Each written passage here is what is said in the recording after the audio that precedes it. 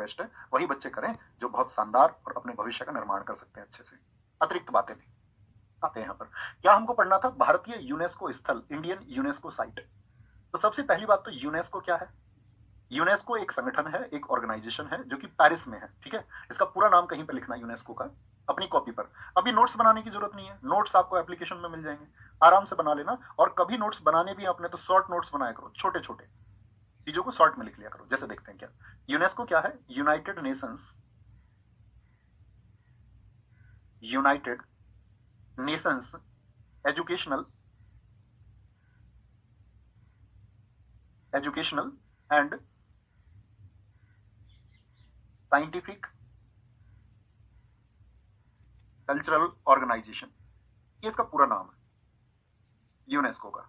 UNESCO को जो establish किया गया था, हालांकि हम इसको संगठनों में पढ़ेंगे जब ऑर्गेनाइजेशंस पढ़ेंगे, इसकी स्थापना या एस्टैब्लिशमेंट जो हुआ था वो हुआ था 16 नवंबर 1945 को। बस आपको दिमाग में रखना है अपने में, ऐसे मत बन जाना कि मैं तो जो लिखा हुआ उसको छापूंगा एकदम से, ऐसे स्टूडेंट नहीं बनना है, ठीक है। यहाँ आएंगे, मेरी रिक्वेस्ट है सारे साथियों से, आपके हाथ जोड़ के पैर पकड़ के अपने जीवन को दिशा देनी है तो कमेंट सेक्शन में अतिरिक्त बातें मत करना, क्योंकि फिर मैं आपको इग्नोर करूंगा, और आपको इग्नोर करना और आप अपनी उसी ऊर्जा को खर्च करते रहें पूरी क्लास में तो ये आपको भी शोभा नहीं देगा। ओके, जिनको एक ऊर्जा से काम करना, वो फोन को अपने आप से दूर रखना, हाथ में कॉपी और पेन रखना हमेशा एंड तक। अब बात करते हैं कि यूनेस्को ने भारत में कुछ ऐसे स्थल बनाए गए हैं जिनको हम भारत में क्या बोलते हैं? UNESCO site. और यूनेस्को साइट जो है उनको हम कहते हैं आपका विरासत धरोहर स्थल।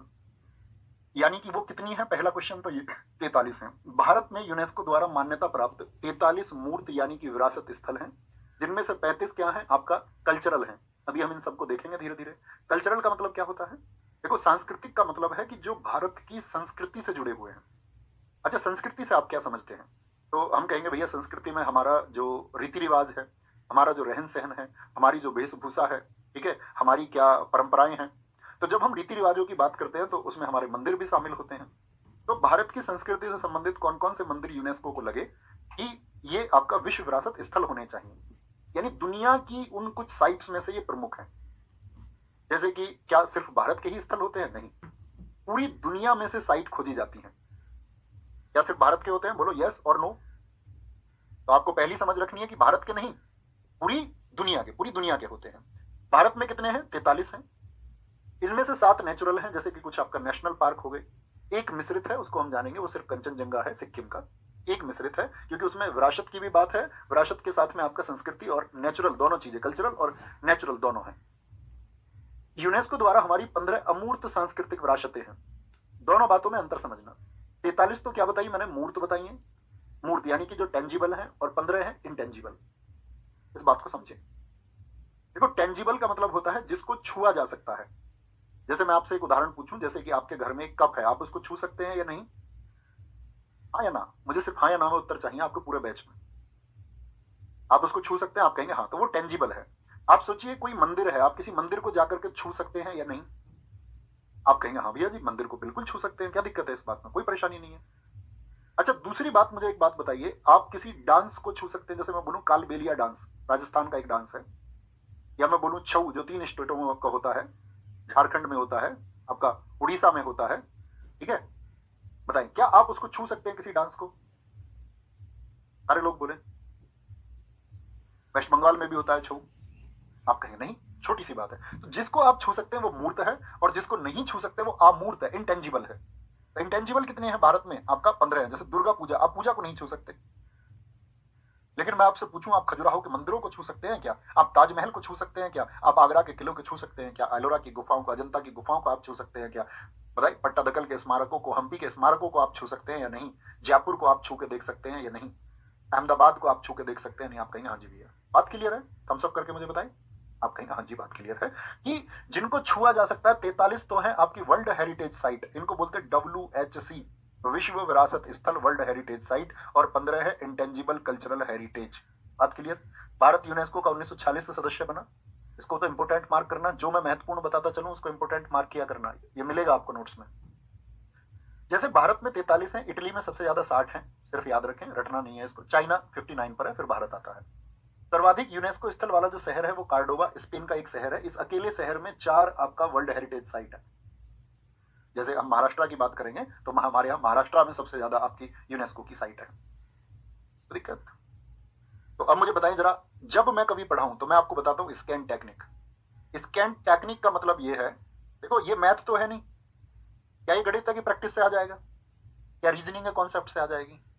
आप कहेंगे नहीं भैया, ये पॉलिटी भी नहीं है कि कॉन्सेप्चुअल समझ हो जाए आपको, ये हिस्ट्री भी नहीं है कि एक क्रम से आप इसको याद रख सकते हैं। ये है स्टैटिक जीके। स्टैटिक जीके मतलब दिमाग में बैठा लो, रट्टा सीधा शब्द है कि बार बार चीजों को रिवाइज करना पड़ेगा, और एकमात्र यही टेक्निक है कि जो पढ़े आंख बंद करें, उसको मेमोराइज करें, आंखें बंद करें।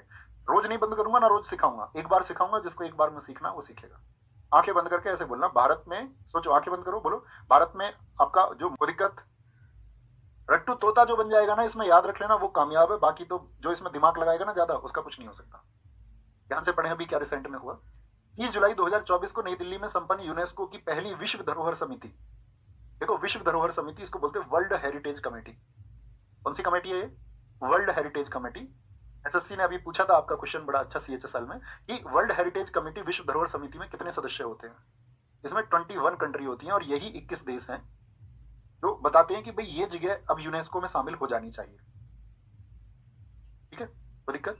तो 30 जुलाई 2024 को नई दिल्ली में संपन्न यूनेस्को की विश्व धरोहर समिति के 46th सेशन में, कौन सा सेशन था ये? 46th सेशन में यूनेस्को, ये यूनेस्को का पूरा नाम लिखा हुआ है, विरासत सूची में दुनिया भर के 24 नए विरासत स्थलों को शामिल किया गया। पूरी दुनिया के 24 हुए, भारत का सिर्फ एक हुआ है इस बार। 2024 में कौन बच्चे जानते हैं, बताओ 2024 में कौन सा शामिल हुआ था? कौन सा शामिल हुआ था बताओ? देखो एक बच्चे का क्वेश्चन तो ये है कि गुरुजी बैकग्राउंड व्हाइट कर लो, एक बच्चे का क्वेश्चन ये है गुरुजी हिंदी में भी बोल दिया करो, और एक बच्चे का क्वेश्चन क्या है, बेटा आपको लगता है मैंने क्या समझाया आपको, 20 मिनट में क्यों बोला था? इसी बात के लिए। अब आपके बोलने का कोई महत्व नहीं रह गया है।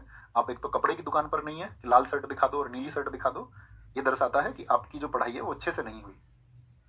व्हाइट कलर पर अगर आप पढ़ेंगे तो आप अपनी आंखें खराब कर लेंगे। काश आपने फिजिक्स पढ़ी होती कि आंखों के लिए ग्रीन और ब्लैक कलर सबसे अच्छे हैं। आप अच्छे स्टूडेंट होते तो इस बात को समझ लेते, क्योंकि पुष्ट वर्ल्ड का चक्र और आपका वर्ण संयोजन बड़ी छोटी कक्षाओं में पढ़ाए जाते हैं, लेकिन आपने उसको नहीं पढ़ा। कौन जिम्मेदार है इसका? आपको, आपने सोचा कक्षाओं में श्यामपट क्यों रखते थे जब हम छोटे थे? श्यामपट जब आप छोटे थे तो कैसे बोर्ड पे पढ़े हैं? ब्लैक बोर्ड पे कि व्हाइट बोर्ड पे? व्हाइट तो लोगों ने अपनी सहूलियत के लिए लिया है, उस पर पेन से लिख के मिटा देते थे। पढ़ना है तो काले बोर्ड पर, हिंदी अंग्रेजी दोनों बोलेंगे। ठीक है भाई साहब, ये मेरा आपको अंतिम है। बहुत बढ़िया, मुझे ऐसे स्टूडेंट से मतलब है जो अभी लिख रहे हैं कि मोइदम्स असम शामिल हुआ जी, बहुत बढ़िया, शाबाश, क्लैपिंग क्लैपिंग क्लैपिंग। तो इस सूची में 60 स्थलों के साथ इटली सबसे आगे, 59 स्थलों के साथ में चाइना दूसरे स्थान पर है। भारत इस सूची में 43 स्थल हैं। नवीनतम, नवीनतम का मतलब होता है जो न्यूएस्ट है, वो असम का मोइदम है। आपके एग्जाम में क्वेश्चन आएगा, लिख लो 100%। असम में एक अहोम डायनेस्टी हुआ करती थी, एक अहोम वंश हुआ करता था। उसी अहोम वंश की साथी ये आपका क्या बोलेंगे, वहां पर वो लोग अपने हथियारों को, जो उनकी वेशभूषा ड्रेस थी, उन सबको वो दफनाते थे। उस जगह को बोला जाता मोइदम्स, बहुत चर्चित है। इसको इस बार 43वीं साइट, तो मोइदम्स बन गई आपका 43वीं साइट। यहाँ पर शुरू करते हैं। 43 स्थलों के बारे में क्या क्या पूछा जाता है, ध्यान से देखना। यहाँ पर आपसे पूछ रहा है कि विश्व धरोहर स्थल किस जगह पर है, संबंधित राज्य यानी कि वो जहां पर भी हैं, और उनको वर्ल्ड हेरिटेज साइट में कब शामिल किया गया, ये ईयर इधर लिखा हुआ है। साथ ही सबसे पहला क्वेश्चन पूछा जाता है कि भारत का पहला विश्व विरासत स्थल किस वर्ष में चयनित हुआ था? बोलो फटाफट से, किस वर्ष में? 1983। 1983 में 4 चयनित हुए थे आपका। एक तो आगरा का किला, एक ताजमहल, एक अजंता, एक एलोरा। एक आपका ताजमहल, एक आपका आगरा का किला, एक अजंता, एक एलोरा। ये 4 कब के? 1983। लेकिन उन चारों में सबसे पहले कौन हुआ? आगरा का किला। तो याद रख लेना, भारत का पहला यूनेस्को में शामिल वर्ल्ड हेरिटेज साइट, विश्व विरासत स्थल कौन सा है? आगरा का किला। कहां पर है? आगरा। यूपी के बच्चे जानते होंगे, बाहर के स्टेट वाले बच्चों को याद करना होगा। 1983 में। ताजमहल कहां पर है भैया? ताजमहल यूपी में 1983। ताजमहल, इसके बारे में अतिरिक्त जानकारी है, इसको आराम से पढ़ना, ये हिस्ट्री में पढ़ोगे आप सब लोग। इसको किसने बनाया, ताजमहल कैसे बना था, ये इतिहास का विषय है। ठीक है, इसके जो वास्तुकार, वास्तुकार का मतलब होता है इसके जो आर्किटेक्ट थे, आर्किटेक्ट थे इसके, वो कौन थे? उस्ताद अहमद लाहौरी। ठीक है, और इसको जो डायरेक्शन दिया था वो किसने दिया था? उस्ताद ईशा खान ने। अच्छा, जो एक कहानी आपने सुनी होगी, जिन्होंने ताजमहल को बनाया उनके हाथ काट दिए गए, सुनिए ना सुनिए, इतिहास में आप जानोगे सब कुछ। और आपका इतिहास के लिए तो आपको अभी इंतजार करना पड़ेगा, क्योंकि अभी पॉलिटी चलेगी फिर हिस्ट्री चलेगी। तो वो कहानी एकदम से झूठी है, ये बात याद रख लेना। उनके हाथ काटने का मतलब उनसे काम छीन लिया गया था। काम छीन लिया गया था, मतलब वो कह दिया था आपका शाहजहां ने कि भाई आप काम नहीं करोगे इस तरह का कोई भी, और उसने नगर बसाया था, उनको पेंशन दी थी, सब कुछ दिया था। तो जब एक कलाकार से उसका काम छीन लिया जाता है तो कहते हैं उसके हाथ काट दिए। ठीक है, तो यहाँ पर ताजमहल दूसरा हो गया। तीसरा कौन होगा साथी आपका, किस चीज पे फोकस करना है मैं फिर से बता देता हूँ, इस जानकारी पर, और आपका साथ में वो किस स्टेट में है। थर्ड वन, अगर याद रहे ईयर तो याद रख लेना, ना याद हो कोई दिक्कत नहीं, ईयर याद नहीं हो तो कोई दिक्कत नहीं, कुछ के इंपोर्टेंट है ईयर, वो मैं आपको बताऊंगा जो बोलने नहीं है। अजंता की गुफाएं कहां पर है, महाराष्ट्र में। मुझे बताओ अजंता की गुफाएं महाराष्ट्र के किस जिले में है, महाराष्ट्र के किस जिले में है, याद रख लेना, ये महाराष्ट्र में साथी आपका संभाजी नगर में है। संभाजी नगर, जिसका पहले नाम हुआ करता था आपका क्या, औरंगाबाद। औरंगाबाद। अजंता की गुफाओं की कुल संख्या साथी 29 है, और ये गुफाएं बौद्ध धर्म से संबंधित है। बौद्ध धर्म से संबंधित है, इसका मतलब है कि इन गुफाओं में जातक कथाएं लिखी हुई हैं, जातक कथाएं। अब आप सोचोगे जातक कथाएं यानी कि जातक स्टोरीज क्या होती है भैया, तो जब महात्मा बुद्ध का जन्म हुआ तो बौद्ध साहित्य जब लिखा गया, यानी कि जब बुद्ध के बारे में लिखा जा रहा था, जो आपका पाली भाषा से बौद्ध धर्म का संबंध है, तो पाली भाषा के जब ग्रंथ लिखे जा रहे थे तो उनमें लिखा गया है कि महात्मा बुद्ध के जन्म से पहले की जो कहानी है, यानी कि 549 कहानियां हैं जिनको जातक कथाएं कहते हैं, और वो सभी कहानियां बौद्ध धर्म से संबंधित हैं और साथ में महात्मा बुद्ध के जन्म से पहले की हैं। बताओ जातक कथाएं महात्मा बुद्ध के जन्म से पहले की हैं या बाद की हैं, तो आप कहोगे महात्मा बुद्ध के जन्म से पहले की हैं। तो वो जातक कथाएं इन गुफाओं में लिखी हुई हैं, यहाँ देखोगे आप स्ट्रक्चर अंदर जाके तो जातक कथाओं का जिक्र आएगा। किस वंश ने बनाया था इनको, वाकाटक डायनेस्टी ने इसको बनाया था। हिस्ट्री में पढ़ोगे आप सारे वंश, नाम देख के घबराना नहीं है कि कभी सोचो वाकाटक वंश क्या है, उस तरह की बातें नहीं करनी है, तो वो हिस्ट्री में आप पढ़ेंगे। वाघोरा रिवर यहाँ पर बहती है, कहां पर, महाराष्ट्र में, उस वाघोरा रिवर के किनारे ये है। ओके, एलोरा की गुफाएं, मुझे बताओ एलोरा की गुफाएं महाराष्ट्र में किस डिस्ट्रिक्ट में है, किस जिले में है, तो क्या बोलोगे आप, भैया जिले में ये है आपका कहां पर, संभाजी नगर में, संभाजी नगर में। हम सब करके मुझे बताओ अपने नोट्स में चीजें ऐड कर रहे हो जो पहले के आपके नोट्स हैं, जो पुराने साथी हैं, कोई भी जो पुराने नोट्स में इसको नोट कर रहे हैं, याद रख लेना ये किसने बनवाई थी, राष्ट्रकूट वंश ने। किसने बनवाई थी, राष्ट्रकूट वंश ने इनका निर्माण करवाया, मेड बाय राष्ट्रकूट डायनेस्टी। तो 1983 के ये 4 हुए। एलोरा की गुफाओं से बहुत सारे क्वेश्चन बनते हैं, एलोरा की गुफाओं की संख्या कितनी है, किसी भी गुफा की, जैसे एलिफेंटा आएंगी तो एलिफेंटा गुफाओं में जो गुफा है वो 7 है। ये गुफाओं की संख्या आपको हमेशा पता होनी चाहिए, बहुत महत्वपूर्ण बात है। यहाँ पर चरनाद्री पहाड़ी है। अब देखो ये क्वेश्चन पूछे आपसे कि एलोरा की गुफाओं का संबंध किस धर्म से नहीं है, तो कौन कौन से धर्म, बौद्ध, हिंदू, जैन और एक सिख भी लिख दे ऑप्शन में, तो पूछे किस धर्म से नहीं है तो क्या आंसर होगा, ABCD, तो आप कहेंगे भैया सिख धर्म से नहीं है, वहां पर बौद्ध और जैन। जो गुफा 12 गुफाएं हैं वो बौद्ध धर्म के लिए हैं। फिर आपका इसके बाद में हम बात करते हैं कितनी गुफाएं, 13 से 29, यानी कि जो 17 गुफाएं हैं वो हिंदुओं के लिए हैं, कुल 17 गुफाएं। और अगर 5 गुफाओं की बात करते हैं वो जैनों के लिए 5 गुफाएं, हिंदुओं के लिए 17 गुफाएं और आपका बौद्ध धर्म के लिए 12 गुफाएं हैं। इस तरह से कुल मिलाकर के 34 गुफाएं हैं। धर्म याद रख लेना मेजर रूप से कि कौन कौन से, हिंदुओं के लिए है भैया, बौद्धों के लिए है और जैनों के लिए है। हिंदुओं के लिए कितनी गुफाएं हैं, अगर मैं सीधे क्वेश्चन, हिंदुओं के लिए 17 बोलेंगे, बौद्धों के लिए 12 और जैनों के लिए 5 गुफाएं हैं। ठीक है, कोई दिक्कत नहीं बच्चे, भाई तुम क्या इनका रिप्लाई कर रहे हो बच्चों का, नहीं, जो समझदार है वो तुम मत पढ़ो बुद्धू के चक्कर में, बुद्धू बुद्धू रहेगा बेटा, मत करनी, बातें नहीं करनी है, बातें नहीं करनी है। कमेंट सेक्शन से आज तक किसी का भला नहीं हुआ, इसके पास तुमने इतने मैसेज किए थे उसने ही तुम्हारा भला नहीं किया, तो अभी क्यों पड़े हो मैसेज के चक्कर में, भला उसका होगा जो कॉपी पेन जिसके हाथ में होंगे। भैया मैं आपका चंद्रगुप्त हूं, आप मेरे चाणक्य, रिजल्ट से पता चलेगा दोस्त, अभी नहीं। सही बात रहेगी क्लियर, आगे आएंगे। कोणार्क का सूर्य मंदिर कैसे कलर का है, रंग देख के बताओ कोणार्क के सूर्य मंदिर का, इसको बोलते हैं ब्लैक पैगोडा। बहुत बार क्वेश्चन पूछा जाता है किसको ब्लैक पैगोडा कहा जाता है, ब्लैक पैगोडा। यहीं पर नोट करना, एक क्वेश्चन आता है व्हाइट पैगोडा किसको कहते हैं, वो सफेद रंग का है तो उसको व्हाइट पैगोडा बोलते हैं। वो भी आपका कहां पर है तो उड़ीसा में ही, पुरी में, और पुरी में वो है साथी आपका जगन्नाथ टेम्पल, जगन्नाथ मंदिर। वो सफेद होने के कारण व्हाइट पैगोडा और ये काला होने के कारण ब्लैक पैगोडा। नरसिंह देव वर्मन प्रथम ने इसको बनवाया था, किसने, प्रथम ने इसको बनवाया था। और ये वास्तुकला का, वास्तुकला मतलब आर्किटेक्ट का बहुत अच्छा उदाहरण है। महाबलीपुरम के स्मारक कहां पर है, वो तमिलनाडु में है। इनका ईयर बहुत इंपॉर्टेंट है, याद रख लेना 1984, जिसका ईयर मैं बताऊं ना, एक तो 1983 तो याद हो गया ना, 4 है, ताजमहल हो गया, आगरा का किला हो गया, आपका अजंता हो गया, एलोरा हो गया। ओके, पल्लव राजाओं ने, किन राजाओं ने बनवाया, पल्लव राजाओं ने। यहाँ पर पंचरथ मंदिर भी है, यह समूह रथों, मंडपों, विशाल खुली हवा वाली राहतों के लिए जाना जाता है। ये चीजें मत रटने लग जाना, कभी भी पता चले इनको रटने लगे हो, ये अतिरिक्त जानकारी है, ठीक है, एडिशनल इन्फॉर्मेशन। हमको मतलब है महाबलीपुरम के स्मारक कहां पर है? तमिलनाडु में।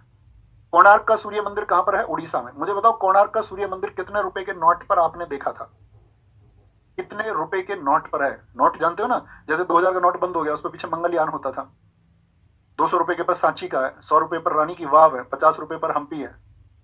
बताओ ऐसे 10 रुपए के नोट पर 10 रुपए तो तुरंत रहे। आ गया वो काजीरंगा। काजीरंगा साथी कहां पर है? असम में। फोटो लगा हुआ है एक सींग वाले गैंडे के लिए।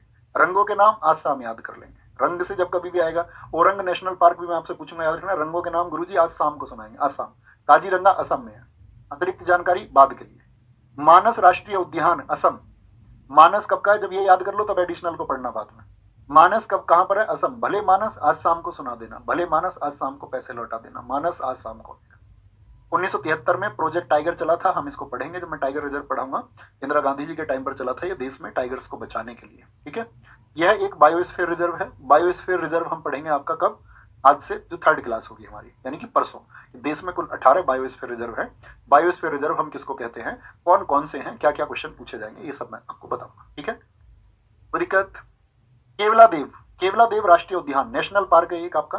नेशनल पार्क, नेशनल पार्क देखो किस चीज के लिए बनाए जाते हैं? बहुत सारे जानवरों का जो जीवन है वो संरक्षित किया जा सके, बहुत सारी वनस्पतियों को बचा सके, इसके लिए केवला देव। देखो इसको ऐसे याद रख लेना। राजा का स्थान तुमको कैसे मिलेगा? केवल और केवल, केवल और केवल रण से मिलेगा। तो यहाँ पे एक रणथंबोर भी है राजस्थान में। केवला देव, केवला देव कहां पर है? राजस्थान में। ये जब नेशनल पार्क में आपको याद कराऊंगा, सारे याद करा दूंगा कौन सा कहां पर है। ये मेरी अपनी हेडक है, ये समझो तुम, याद हो जाएगा तुम्हें। केवला देव कहां पर है? राजस्थान में है। यह राष्ट्रीय उद्यान का पूर्व नाम भरतपुर पक्षी अभ्यारण्य था। देखो यहाँ पर एक क्वेश्चन और एक तरह का क्वेश्चन और पूछा जाता है, मैं आपको बताऊं, ध्यान रखना आप। क्वेश्चन ये पूछा जाता है, आपको 4 जगह देगा और आपसे पूछेगा कि निम्न में से कौन सा यूनेस्को में भारत का विरासत स्थल नहीं है। अगर आपने 43 नाम एक बार नहीं पढ़ रखे हैं, अगर नहीं पढ़ रखे हैं तो आप जवाब नहीं दे पाए। समझ पा रहे हैं मेरी बात, मैं क्या बोल रहा हूं? कि एटलीस्ट आपको वो नाम पता होने चाहिए। वो नाम आपको पता होंगे तो आप बता पाओगे, हाँ जी ये काजीरंगा आपने पढ़ा था, हाँ या ना। अजंता एलोरा पढ़े थे, हाँ या ना। पढ़े थे या नहीं पढ़े थे? अच्छा अभी तक के में मैं एक नाम लेता हूं कि आपने वो पढ़ा या नहीं पढ़ा, ठीक है। जैसे मैं आपसे नाम लेता हूं इंदौर के स्मारक, अभी तक जिक्र आया इंदौर के स्मारक, हाँ या नहीं? बड़े धैर्य और सुकून के साथ में उत्तर दें, पूछ के। तैयारी तो हो जाएगी, प्यार प्यार में हो जाएगी। नहीं, बस इतना ध्यान चाहिए, यस और नो वाला ध्यान। Very good. Keoladeo. Hampi, Hampi बताओ कहां पर है? हम्पी साथी आपका कर्नाटक में है। बहुत पूछा जाता है हम्पी कर्नाटक के किस जिले में है? यूपीपीसीएस ने पूछ लिया था ये तो, और तो छोड़ो तुम दिल्ली पुलिस कांस्टेबल का। बेल्लारी। क्या पूछोगे? हम्पी जो है साथी वो बेल्लारी में है, तुंगभद्रा मंदिर के किनारे है। यहाँ पर हम्पी दरअसल में क्या था, जब आप हिस्ट्री को पढ़ेंगे तो आप पढ़ोगे कि जो विजयनगर साम्राज्य था उसकी ये राजधानी थी। इसकी विजयनगर साम्राज्य की राजधानी। अब नोट्स बनाओ ना तो इतना लिखना सिर्फ, हम्पी कर्नाटक 1986, कर्नाटक में साइन खींच के बेल्लारी डिस्ट्रिक्ट, 50 रुपए का नोट, तुंगभद्रा मंदिर के किनारे, राजा कृष्ण देव राय द्वारा इसको चित्र क्या बोलेंगे बनवाया गया। विजयनगर साम्राज्य से हम्पी का संबंध है, ठीक है। खजुराहो के स्मारक, खजुराहो कहां पर है साथी बताएंगे? पूछा जाता मध्य प्रदेश के किस जिले में है? चंदेल शासकों ने इनको बनवाया और साथ में सिर्फ 2 धर्मों से इनका संबंध है, हिंदू धर्म और जैन धर्म। कौन से 2 धर्म? हिंदू धर्म। इस बार एसएससी जेल में पूछा गया था आपका कि 2023 प्रीलिम्स में क्या क्वेश्चन था आपका कि खजुराहो के स्मारक जो कि उनको जिला भी दे रखा था, ये बोल रखा था कि जो मध्य प्रदेश के छतरपुर जिले में स्थित हैं उनका संबंध किन 2 धर्मों से है? तो ऑप्शन थे हिंदू और बौद्ध, हिंदू और जैन, हिंदू और सिख, हिंदू और पारसी। तो किन 2 धर्मों से? हिंदू और जैन। और एलोरा की गुफाओं के लिए कौन से बताए मैंने आपको? 3 धर्म बताए वहां पर, हिंदू, बौद्ध और जैन, एलोरा, ठीक है। और यहां पर किसकी बात आई है? खजुराहो की। खजुराहो में कितना है आपका? सिर्फ 2 हैं, हिंदू और जैन। खजुराहो के स्मारक कब लिस्ट हुए थे? ये इंपोर्टेंट है, 1986 में पूछेगा। खजुराहो के स्मारकों को कब लिस्ट किया गया था, या कब सूची में शामिल किया गया था, ठीक है। बहुत अच्छा। देखो एक साथी ने हमारे ने कितना कमाल का लिखा है, इसको हम प्रैक्टिस सेट में शामिल करते थे, वीर सिंह भाई, बहुत शाबाश। उन्होंने कहा है कि खजुराहो के स्मारकों में मंदिर जो 25 मंदिर है वही शेष बचे हैं। पहले यहाँ पर 85 मंदिर थे जो साथी क्या हो चुके हैं, खंडर बन चुके हैं। बहुत शाबाश दोस्त, very good. Fatehpur Sikri UP 1986, ठीक है। फतेहपुर सीकरी विजय का नगर, अकबर ने इसको बनाया, हिस्ट्री पढ़ेंगे आप। गोवा के गिरजाघर, गोवा 1986, बिल्कुल इंपोर्टेंट नहीं है। ठीक है, ये भारत में एक चर्च है जो पुराना है, तो उसको लिस्ट किया गया। एलिफेंटा की गुफाएं इंपोर्टेंट है, बहुत इंपोर्टेंट है। कहां पर है ये? आपका साथी महाराष्ट्र में है। कहां पर? महाराष्ट्र में। पूछे एलिफेंटा की गुफाओं को किसने बनवाया था? बोलो भी फटाफट से। तो एलिफेंटा की गुफाएं चालुक्य और राष्ट्रकूटों से संबंध रखती हैं। चालुक्य और राष्ट्रकूटों से। राष्ट्रकूटों ने दरअसल में, याद रख लेना, देखो यहां पर अगर आपसे पूछे एलिफेंटा की गुफाओं के बारे में क्या क्वेश्चन बन सकता है आपसे, अच्छा सा क्वेश्चन बन सकता है कि ये महाराष्ट्र में आपका कहां पर एलिफेंटा, सॉरी चालुक्य और राष्ट्रकूटों में ज्यादातर अगर हम योगदान बोले तो राष्ट्रकूटों का ज्यादा रहेगा, है ना, क्योंकि यहाँ पर जैन मंदिर नहीं है और जितना भी काम था आपका वो उन्होंने जैन मंदिरों के लिए किया।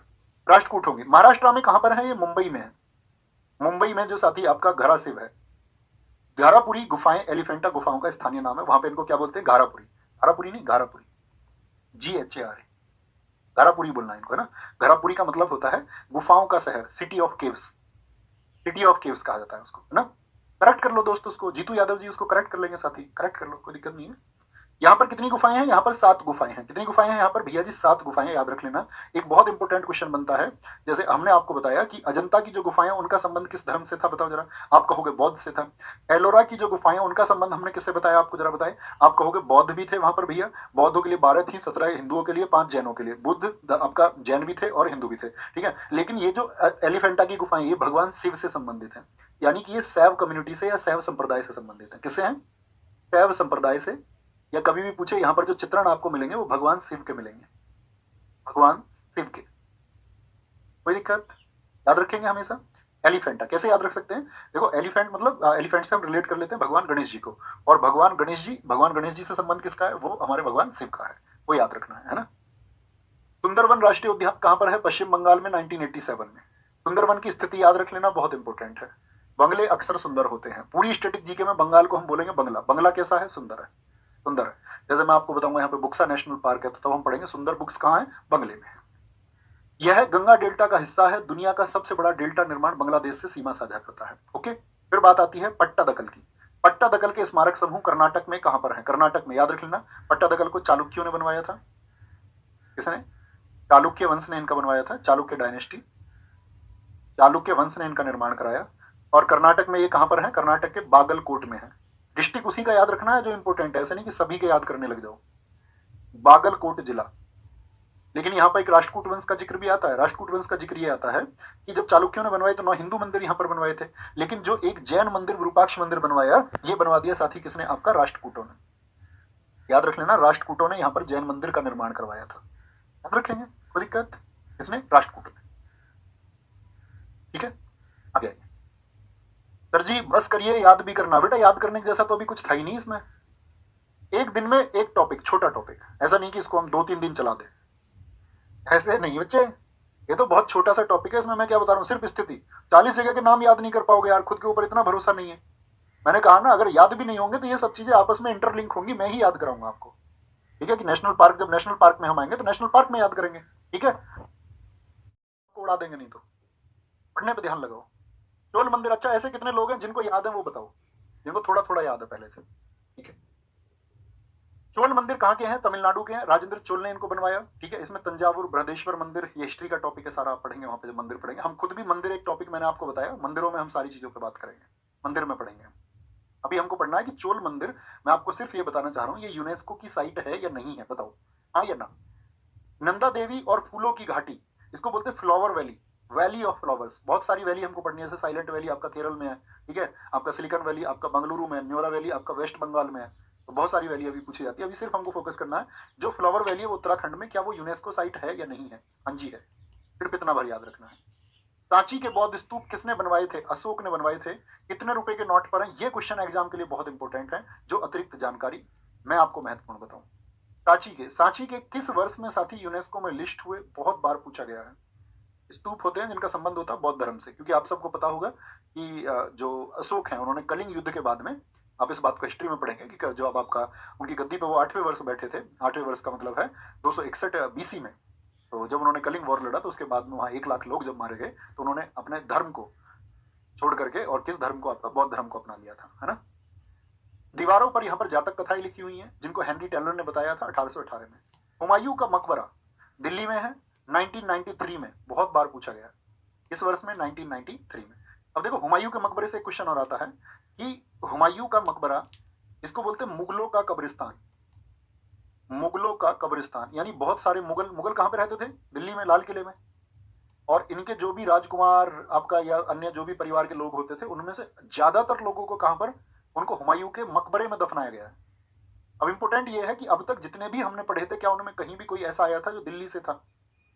ना। तो आप कहेंगे ये दिल्ली से पूछा जाएगा क्वेश्चन आपसे। अब आप दिल्ली पुलिस की तैयारी कर रहे हैं तो याद रख लेना कि वह कौन सी यूनेस्को साइट है जो दिल्ली की पहली यूनेस्को साइट बनी, तो वो हुमायूं का मकबरा है। इससे पहले कुछ नहीं था दिल्ली का। ओके, हुमायूं का मकबरा। कुतुब मीनार 1993, यानी जब हुमायूं का मकबरा बना तभी कुतुब मीनार बनी। कुतुब मीनार कितने मंजिल की है बताओ? 1 2 3 4 5, कितने मंजिल की? 5 मंजिल की। ये आप पढ़ेंगे इस बात को कि भाई जब आप हिस्ट्री पढ़ेंगे तो कुतुब मीनार एक आपका 1206 से 1210 तक रहा था। ऐबक ने इसकी आपका क्या बोलेंगे, ऐबक ने इस पर काम चलवाया था। इल्तुतमिश ने क्या किया था, इसकी 3 मंजिल और बनवाई थी। इल्तुतमिश ने क्या कर दिया था, इसकी 3 मंजिल और बनवाई थी। और इसकी जो 1 मंजिल है आपका, तो 4 मंजिल हो गई। 5वीं मंजिल किसने बनवाई थी? जब 1386 में क्या हुआ था, इस पर बिजली गिर गई थी, तो फिरोज शाह जो तुगलक था उसने इसकी 5वीं मंजिल बनवाई थी, फिरोज शाह तुगलक ने। और एक बार जब दिल्ली में भूकंप आया था सन 1505 में, तो सिकंदर लोदी ने इसकी मरम्मत करवाई थी। ओके, तो पूछा जाएगा किसने शुरू किया आपका, बताओ फटाफट से। ऐबक ने इसकी पहली मंजिल बनवाई, हाँ या ना?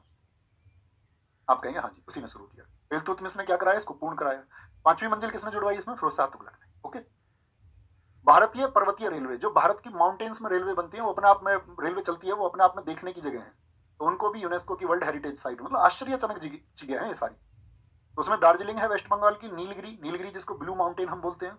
नीले पर्वत का मतलब ही क्या होता है? Blue mountain. हिमालय में जो रेलवे चलती है, ठीक है, वहां पे क्या होता है, जैसे आप जाओगे कभी वेस्ट बंगाल, आप जाओगे दार्जिलिंग, तो दार्जिलिंग में क्या है, छोटे ट्रैक है, तो इतनी खूबसूरत ट्रेन है वो कि उनके लिए बहुत सारा मतलब पर्यटक आता है उसको देखने, टूरिज्म बढ़ता है उससे। ठीक है, कालका शिमला, शिमला कहाँ पे? हिमाचल प्रदेश में। वो नहीं रटना नहीं है उसको। बोध गया कहाँ पर है? सिर्फ इतनी बताओ, क्या बोध गया यूनेस्को का स्थल है, हाँ या ना? इस सब की मुझे जरूरत पड़ेगी आपसे अगली क्लासेस में। मैं आपसे पूछूंगा कि बोध गया यूनेस्को स्थल था या नहीं था। आप कहेंगे हाँ जी। कहाँ पे है? महात्मा बुद्ध को यहाँ पर ज्ञान प्राप्त हुआ, सबको पता है, बिहार में। महाबोधि मंदिर भी यहीं पर बनाया जहाँ पे महात्मा बुद्ध को ज्ञान प्राप्त हुआ था। निरंजना नदी के तट पर उनको ज्ञान प्राप्त हुआ था। जरा बताइए महात्मा बुद्ध को किस वृक्ष के नीचे ज्ञान प्राप्त हुआ था? कौन सा पेड़ था? तो उत्तर आएगा पीपल का पेड़, पीपल का पेड़। बिहार में 2002 में। भीमबेटका की गुफाएं यूनेस्को में कब लिस्ट हुई? इंपोर्टेंट। 8 या 7 में तुम्हें दे रहा हूँ जो महत्वपूर्ण। भीमबेटका कहा जाता है कि जो महाभारत का भीम है वो उसके बैठने की जगह थी। मध्य प्रदेश में इनको खोजा वीएस वर्णाकर ने। विंध्य पर्वत के नीचे स्थित है। अब मैं आपसे पूछूंगा, एमपी वाले बच्चे बताओ कोई हो, तो जो भीमबेटका है वो मध्य प्रदेश के किस जिले में है? तो आपको ये याद रख लेना, इसका जिला पूछा जाता है रायसेन जिला। कौन सा जिला है? रायसेन जिले में ये स्थित है। कहां पर है? रायसेन जिले में ये स्थित है, याद रखें। ठीक है, छत्रपति शिवाजी टर्मिनल कहां पर है? महाराष्ट्र में। जो हमारे छत्रपति शिवाजी महाराज जी हैं वो तो सब जानते हैं कि भैया वो आपका कहाँ के हैं, महाराष्ट्र से, उनका विशेष लगाव है, तो महाराष्ट्र में उनको टर्मिनस दिया गया। ओके, चंपानेर कहां पर है? आपका गुजरात में। ठीक है, चंपा के साथ में याद रख लेना गुजरात। ओके, चंपानेर। लाल किला दिल्ली में कब लिस्ट हुआ? बहुत इंपॉर्टेंट। लाल किला ईयर याद रखें। लाल किला कहां पर है ये तो सब जानते हो गया नहीं? बहुत बेसिक कोई बच्चा है कि भैया मैं कुछ जानता ही नहीं हूं, तो फिर बहुत धैर्य रखना है, चुपचाप चीजों को उतनी ही बार रिवाइज करना है, उतनी ही बार। लाल किला शाहजहां द्वारा निर्मित है। लाल किला कितने रुपए? लाल किला जो कितने रुपए के नोट पर है? 500 के नोट पर। ठीक है, जंतर मंतर मुझे बताओ फटाफट से, जंतर मंतर भारत में कितने हैं? ये दरअसल में एक राजा थे सवाई जयसिंह, और उनकी मतलब एस्ट्रोनॉमी में बहुत रुचि थी, खगोल विज्ञान में, ग्रह तारों की गति, तो इसमें उनकी बहुत रुचि थी। तो कितने जंतर मंतर बनवाए उन्होंने? 5। याद रख लेना, ये जयपुर वाला जंतर मंतर है, जयपुर वाला। जो पहला जंतर मंतर उन्होंने बनवाया था वो था दिल्ली का। अभी भी आपसे पूछे पहला जंतर मंतर क्या है? जंतर मंतर किससे संबंध है? खगोल वेधशाला है, एस्ट्रोनॉमी से इसका संबंध है दोस्त, खगोल वेधशाला। पहला जंतर मंतर कहाँ का है? दिल्ली का। कब बना था? 1725 में। ईयर बोलो सारे लोग। 1725 में बना था, 1725। बस ये खुद से बिलीव रखना कि अगली बार जब मैं ये पूछूं तो आपको पता होना चाहिए अगली बार में। तो दिल्ली में हो गया, जयपुर में हो गया, एक साथी आपका कहां पर है? वाराणसी में है, वाराणसी में है। एक आपका उज्जैन एमपी में बनाया गया है, एक साथी आपका मथुरा यूपी में बनाया गया है। तो कुल कितने जंतर मंतर अगर मैं आपसे पूछूं तो आप कहोगे भैया टोटल 5 जंतर मंतर है जिनका संबंध है खगोल विज्ञान से। बनवाया किसने था इनको? तो नाम लिख लेना आप, सवाई जयसिंह ने। किसने बनवाया था? सवाई जयसिंह ने, जिन्होंने जयपुर की स्थापना भी की थी 1727 में। सवाई जयसिंह बहुत इंटेलिजेंट व्यक्ति थे। ठीक है, तो ये जयपुर वाला स्थापित हुआ आपका। पश्चिमी घाट, पश्चिमी घाट का मतलब होता है, जब आप भारत के नक्शे को देखोगे, एक रिक्वेस्ट और मैं आपसे करूंगा सारे लोगों से, याद रख लेना इस बात को कि दोस्त जब बात आए ना कि भैया एक बात याद रख लेना, आप सारे स्टूडेंट्स एक बार थम्स अप करो, अगर हमारे पास मैप नहीं है तो भैया कल ही लाके जिस टेबल पर हम पढ़ते हैं उसके सामने लाके चिपका देंगे। ये प्रॉमिस करके जाओ, चाहे हाथ से बनाओ आप उसको, अगर आपके पास पैसे नहीं है उस बात के लिए तो मतलब आप उसको जो है हाथ से बना लो अच्छे से, लेकिन एक नक्शा आपके सामने प्रॉपर वे का लगा हुआ रहना चाहिए, 10 रुपए 5 रुपए का जो भी आपको मिले, ठीक है। तो वेस्टर्न घाट क्या होता है, तो ये जो हमारा घाट है, इधर क्या है, अरब सागर है, इधर क्या है आपका अरब सागर है, इधर क्या है, बे ऑफ बंगाल अर्थात बंगाल की खाड़ी है, बंगाल की खाड़ी, ए बी से याद रखो, ए बी, ठीक है, ए अरब सागर और इधर बे ऑफ बंगाल। तो यहां पर मुझे बताओ, जो ये वेस्टर्न साइड है, आप रीजनिंग पढ़ते होंगे, इधर क्या है, नॉर्थ है, रीजनिंग भी नहीं पढ़ोगे तब भी नॉर्थ इधर ही रहेगी, आपके सामने नॉर्थ माना करो हमेशा, इधर ईस्ट है, चाहे आप किधर भी मुंह करके बैठे हो, वेस्ट है। तो जो पश्चिम की तरफ है वो पश्चिमी घाट, और जो पूर्व की तरफ है वो क्या है, वो साथी आपका क्या हो जाएगा, पूर्वी घाट हो जाएगा, याद रखेंगे। तो पश्चिमी घाट में क्या हो गया आपका, महाराष्ट्र, ठीक है, इधर तमिलनाडु हो गया आपका, यहाँ तक तमिलनाडु, ये इधर केरल है, केरल है, यहाँ पे गोवा पड़ता है, कर्नाटक हो गया। तो पश्चिमी घाट भी शामिल है आपका किसमें, क्योंकि यहाँ पर बहुत सारी जैव विविधताएं, बायोडाइवर्सिटी, बहुत सारा जीवन जंतु वनस्पति यहाँ पर मिलता है, धीरे धीरे आप जान जाएंगे ज्योग्राफी जब पढ़ेंगे। तो बड़ी इलायची की पहाड़ियां इधर हैं, कार्डमम जिनको बोलते हैं, ठीक है, कार्डमम इनको बोलते हैं, ठीक है। राजस्थान के पहाड़ी दुर्ग की अगर हम बात करें, अच्छा पहाड़ी दुर्ग समझ रहे हैं, जो हिल एरिया में साथी फोर्ट बनाए गए हैं, हिल एरिया में जो फोर्ट बनाए गए हैं, ठीक है। तो यहाँ राजस्थान के पहाड़ी दुर्ग कहां पर हैं, वो राजस्थान में ही होंगे। और कितने पहाड़ी दुर्ग है, पहले तो संख्या लिखो सारे लोग, आप कहेंगे भैया 6 किले हैं, 6 किले। आमेर का किला है अपना, गागरोन का किला है, जैसलमेर, जैसलमेर को क्या बोलते हैं, जैसलमेर को बोलते हैं भैया यहाँ पे गोल्डन फोर्ट। क्यों गोल्डन फोर्ट क्यों कहते हैं, अगर आप जैसलमेर के किले को कभी देखोगे, अगर जब सुबह के सामने सुबह के समय पर जो सूर्य चमकता है तो उसकी चमक इतनी शानदार होती है, उसकी चमक इतनी शानदार होती है कि मतलब आपको ऐसा लगेगा कि ये सोने की दीवारें हैं, कैसा लगेगा, जैसे कि आपका सोने की दीवारें हो।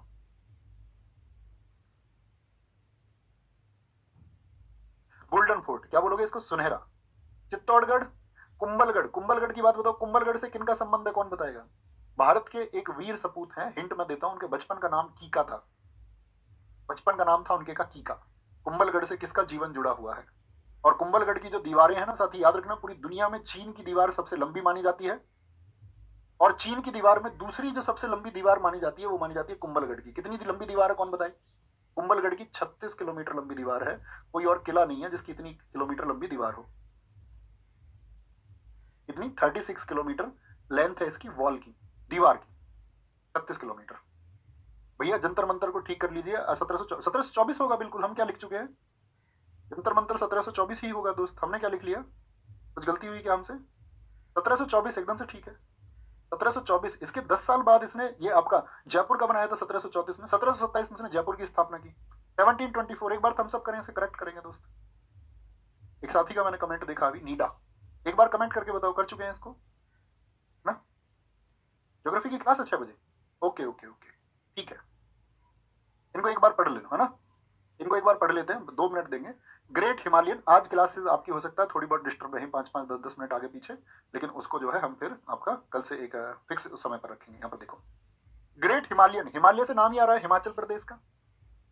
रानी की वाव, उल्टे मंदिर की तरह, इसका स्ट्रक्चर देखो, देखो मंदिर, या आपने कभी घर देखे होंगे तो पिलर कैसे होते हैं, नीचे की तरफ मजबूत होते हैं, हाँ या ना, हाँ या ना, आप कहेंगे हाँ जी, नीचे की तरफ मजबूत होते हैं। लेकिन इसमें जब आप स्ट्रक्चर को देखोगे तो पिलर, आपको इसके फोटो देखना रानी की वाव के, ऊपर की तरफ आपको पिलर मजबूत देखेंगे, इसलिए बोलते हैं उल्टे मंदिर की तरह। इसको बनवाया था रानी उदयमती ने अपने पति के लिए, और कितने रुपए के नोट पर है ये आपको बताना है। रानी उदयमती, इनके जो हस्बैंड थे, इनके जो पति थे, इनके पति का नाम था, पति का नाम था भीम प्रथम, भीम प्रथम, गुजरात से, सोलंकी वंश के थे, सरस्वती नदी के किनारे, 100 रुपए के नोट पर है। और जब स्ट्रक्चर ऐसा हो कि पिलर जो है नीचे की तरफ से चौड़ा और ऊपर की तरफ कम हो, तो उसको हम बोलते हैं पिलर को क्या, ऐसी स्टाइल को मारू गुर्जरा शैली। नालंदा विश्वविद्यालय कौन नहीं जानता कि वो बिहार में है, जानते हो सारे, अभी उसको फिर से बीजेपी गवर्नमेंट ने वहां पर क्या किया, रिवाइव किया है। नालंदा विश्वविद्यालय, जिसको बख्तियार खिलजी ने नष्ट किया था, इतिहास में आप पढ़ोगे, कुमार गुप्त ने इसको बनवाया था। कंचनजंगा, ये एकमात्र मिश्रित है, कितने बताए थे मिश्रित, एक। अब मुझे बताओ, अगर आपने क्लास को ध्यान से पढ़ा तो सांस्कृतिक स्थल कितने थे, सांस्कृतिक स्थल मैंने आपको कितने बताए थे, कल्चरल, तो आप कहोगे कल्चरल 35 बताए थे भैया, 7 नेचुरल और 1 मिक्स्ड बताया था। ये आरबीजी इंपोर्टेंट नहीं है, उसको सिर्फ पढ़ मात्र लेना है। अहमदाबाद शहर गुजरात का है, ये सब जानते हैं 2017 में।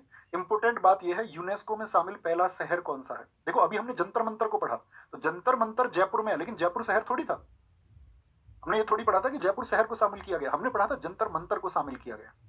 पहला शहर है आपका अहमदाबाद। इसमें बच्चे बहुत कंफ्यूज होते हैं क्योंकि जयपुर को भी बाद में शामिल किया गया, ठीक है। लेकिन सबसे पहले कौन, अहमदाबाद, जो कि साबरमती नदी के किनारे है।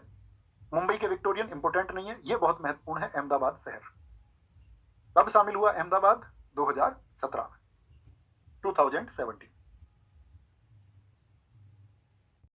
गुलाबी शहर जयपुर। अब हम कहेंगे अगर अहमदाबाद पहला है तो जो जयपुर है वो कौन से नंबर का शहर हो गया, जयपुर हो गया दूसरा शहर। कई साथियों ने तो पहले ही लिखा, 2019 में उसको चयनित किया गया। जो पहले पढ़ चुके हैं ऐसे ही नाम रोशन करना है। व्हाइट, व्हाइट सिटी, देखो गुलाबी शहर, क्योंकि देखो यहाँ पे क्या है, गुलाबी पुताई है, आपने देखा होगा, मतलब पूरे जयपुर में नहीं है, एक जो अंदर वो मार्केट है, ठीक है, वो 9 किलोमीटर का एक एरिया है। और आप कभी जयपुर जाएंगे तो आपको पता चलेगा कि आप मतलब अलग रंग से भी अपनी शॉप वगैरह को पुताई करवा सकते हो, लेकिन गुलाबी पुताई फ्री में होती है, ठीक है। तो कौन पैसे खर्च करे, और अगर आपको अलग रंग की पुताई करवानी है तो पैसे देने पड़ेंगे। तो आदमी सोचता है ठीक है गुलाबी रहने दो, और वैसे भी वहाँ की वो कल्चरल एक आपका साइन हो गया, एक सांस्कृतिक पहचान हो गई। और टूरिज्म आपका वहां पर आता है इसी बात के लिए, टूरिस्ट इसी बात के लिए आते हैं, तो क्यों ही उसको इधर उधर करना है। वैसे ही शहर, व्हाइट सिटी उदयपुर है, गोल्डन सिटी जैसलमेर है, ब्लू सिटी जोधपुर है, रेड सिटी बताओ कौन सी है, रेड सिटी कौन बताएगा। सवाई जयसिंह द्वितीय ने 1727 में शहर की स्थापना की थी, किसकी, जयपुर की। रामप्पा टेम्पल, ये साथी 39वीं साइट था। देखो इनके नंबर याद रखना, अब ये इसीलिए इंपोर्टेंट होंगी, लास्ट वाले 5 के नंबर याद रखना। पूछ लेगा रामप्पा मंदिर कौन से नंबर की साइट है, 39वीं। कहां पर है, तेलंगाना में, भगवान शिव के लिए है, काकतीय वंश द्वारा निर्मित हुई थी, भगवान शिव को समर्पित है। एमटीएस, सीएचएसएल, आपका दिल्ली पुलिस 2023 तीनों में क्वेश्चन पूछा गया, कौन से भगवान जी से है रामप्पा, तो ऑप्शन में भगवान राम भी थे, तो नाम देख के नहीं जाना है। आप कहोगे भैया ज्यादातर तो भगवान शिव से ही संबंधित है यूनेस्को की साइट। बहुत बढ़िया सर, हम जयपुर से हैं दोस्त, बहुत स्वागत है। धौलावीरा 40वीं साइट बनी, इसको भी आप हिस्ट्री में बहुत अच्छे से पढ़ेंगे। धौलावीरा कहां पर है, गुजरात में, गुजरात के कच्छ जिले में है, ठीक है। ये 1968 में जेपी जोशी ने इसको खोजा था, खोजकर्ता पढ़ते सिंधु घाटी सभ्यता में। मोहनजोदड़ो, गनेरीवाला, हड़प्पा और राखी गढ़ी के बाद में सिंधु घाटी सभ्यता का 5वां बड़ा स्थल था ये। तो क्या याद रखना है कि जो धौलावीरा है वो कौन से नंबर का बड़ा शहर था, इंडस वैली सिविलाइजेशन का, सिंधु घाटी सभ्यता का, तो आप कहेंगे 5वां बड़ा शहर था, 5वां बड़ा शहर था। शांति निकेतन, इसकी स्थापना क्या बोलेंगे 1901 में रविंद्रनाथ टैगोर ने की थी। शांति निकेतन 41वीं बनी, बहुत इंपोर्टेंट रहेगी, रिसेंट वाली सबसे इंपोर्टेंट होती है। पश्चिम बंगाल के वीरभूमि जिले में है, जैसे वो गुजरात के कच्छ में है धौलावीरा, इनके जिले याद रख लेना जिसको मैं महत्वपूर्ण कह रहा हूँ। शांति निकेतन का अर्थ है शांति का निवास, 1901 में शुरू हुआ था। और रविन्द्रनाथ टैगोर ने यहाँ पर विश्व भारती विश्वविद्यालय जो 1920 के आसपास में बना था, 1921 में, लेकिन ये याद रख लेना शांति निकेतन की स्थापना कब हुई, 1901 में, पश्चिम बंगाल में। होयसल मंदिर, ये रहा है भाई, अगर मैं आपको बताऊं क्वेश्चन ऑफ द ईयर हो जाता है ना, एक क्वेश्चन ऑफ द ईयर, तो 2023 के एग्जाम्स में ये क्वेश्चन ऑफ द ईयर रहा है, क्योंकि मैं फिर बता रहा हूं आपको जो रिसेंट में चयनित होगा वो सबसे महत्वपूर्ण है, ठीक है। तो होयसल मंदिर की अगर हम बात करें, मुझे एक क्वेश्चन बनेगा आपसे कि होयसल मंदिर में कितने मंदिरों का समूह है। होयसल मंदिरों का जो समूह है कितने मंदिरों से मिलकर बनता है, तो 3 मंदिरों से मिलकर बनता है। एक तो सोमनाथपुरा के टेम्पल है, एक साथ ही हेलोबिड के टेम्पल और एक बेलूड के टेम्पल है। तो एक नाम दिया गया था 2023 में, 4 मंदिरों के नाम थे, और पूछा गया था कौन सा होयसल मंदिरों में शामिल नहीं है, तो इन 3 के नाम के अलावा चौथा नाम था। और इन 3 जगह पे 3 मंदिर है, उनको भी बताते हैं। ये मंदिर कर्नाटक के हसन और मैसूर जिलों में बेलूर, हेलोबिड और सोमनाथपुरा में स्थित है। जो साथी आपका क्या बोलेंगे, बेलूर में टेम्पल है उसको बोलते हैं चिन्ना केशव, और जो सोमनाथपुरा में उसको बोलते हैं केशव। तो केशव केशव के नाम पर हो गए 2 टेम्पल तो। और होयसलेश्वर साथी कहां पर है, वो हसन में हो गया, पहले 2 हसन में, ये मैसूर में हो गया। क्या बोलेंगे, 3 मंदिर जो है आपके कहां पर बताए, बेलूर, हेलोबिड और सोमनाथपुरा में। नाम क्या है, केशव के नाम पर है, और होयसलेश्वर मंदिर, सिर्फ इतना याद रखना है। ये किनको है, केशव, केशव कौन है, भगवान श्री कृष्ण, और भगवान श्री कृष्ण किसका रूप है, विष्णु जी का, तो भगवान विष्णु को समर्पित है। होयसलेश्वर भगवान शिव को समर्पित है, और केशव ये भगवान विष्णु को। तो केशव केशव नाम के जो दोनों हैं वो किनको समर्पित हैं, भगवान विष्णु को समर्पित है, भगवान विष्णु को। होयसलेश्वर भगवान शिव को समर्पित है, ठीक है बॉस। क्या चीज याद रखनी है, ये 3 मंदिर हैं, 3 मंदिर जो है साथी आपके, वो किस किस ईश्वर को संबंधित है, ये याद रखें, याद रखेंगे, कोई दिक्कत। भैया रामाप्पा को एक आर्किटेक्ट के नाम पर बनाया गया, जी अभिषेक बघेल जी, एकदम सही है, एकदम सही है। मोईदाम चराईदेव जिला अहोम राजवंश का, ये आपका 43वां, बहुत महत्वपूर्ण है। पूर्वोत्तर भारत, पूर्वोत्तर भारत किसको बोलते हैं, नॉर्थ ईस्ट को। नॉर्थ ईस्ट जिसमें 7 सिस्टर हमारी आती है, नागालैंड हो गया, मिजोरम हो गया, अरुणाचल प्रदेश हो गया आपका, त्रिपुरा हो गया आपका, ठीक है। तो इन सब से कोई स्थल आया था अभी तक? आप देख रहे हो सारे स्थल महाराष्ट्र के थे, गुजरात के थे, राजस्थान के थे, दिल्ली के थे, लेकिन नॉर्थ ईस्ट का कोई नहीं आया था। तो ये नॉर्थ ईस्ट का पहली बात तो एकमात्र बना है। आपसे पूछेगा पूर्वोत्तर भारत का कौन है, तो पूर्वोत्तर भारत का एक महत्वपूर्ण ऐतिहासिक और सांस्कृतिक स्थल है। अब आपको मैं एक काम दे रहा हूँ, पूर्वोत्तर भारत के इससे पहले अगर जो जो आए आपको, तो उनको ढूंढना है आपको। तो उसमें एक तो मिस्र आएगा आपका, मिश्रित कहाँ का, एक तो सिक्किम का आएगा, वो कौन सा था, कंचनजंगा था। कौन सा, कच्चमजंगा। चराईदेव मोईदाम को असम का प्रामिड बोलते हैं। देखो प्रामिड का मतलब क्या होता था, आपने देखा होगा, मम्मी मूवी देखी है किसी ने, जिसमें क्या कि डेड बॉडी पर एक लेप लगा के उसको लंबे समय तक रखते थे डेड बॉडी को, तो उसको शुभ मानते थे वो बॉडी को लंबे समय तक रखना। अहोम साम्राज्य की राजधानी थी मोईदाम।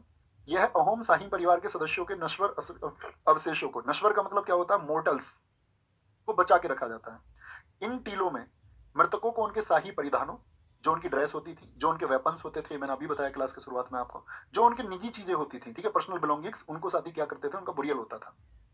चराईदेव मोईदाम ताई अहोम जनजातियों के राजाओं के कब्र स्थल है। किसके कब्र स्थल है, वो राजाओं के कब्र स्थल है, ठीक है। ये हमारी 43 साइट थी। मैं फिर से कहूंगा आपसे कि 43 साइट को एक बार अपने माइंड में रखना है कि कौन कौन से हैं, सिर्फ इतना, इससे ज्यादा कुछ नहीं। धीरे धीरे ये जानकारी आप स्टोर कर लेंगे। हमारी क्लास इतनी थी।